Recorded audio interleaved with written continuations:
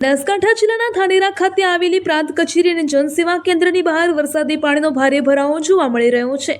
મામલતદાર કચેરીના મુખ્ય પ્રવેશ દ્વાર તેમજ જનસેવા કેન્દ્રના ગેટ આગળ પાણી ભરાઈ જતા રોજબરોજ કામકાજ માટે આવતા અરજદારોને ભારે હાલાકીનો સામનો કરવો પડી રહ્યો છે। સ્થાનિકોના જણાવ્યા મુજબ અધિકારીઓ સરકારી વાહનોમાં આવન જાવન કરતા હોવાથી તેમને આ સમસ્યાનો ખાસ અહેસાસ થતો નથી, જ્યારે સામાન્ય અરજદારોને પાણીમાંથી પસાર થવું પડે છે। અનેક લોકોને તો કચેરીમાં પ્રવેશવા માટે દિવાલ કૂદીને જવાની ફરજ પડી રહી છે।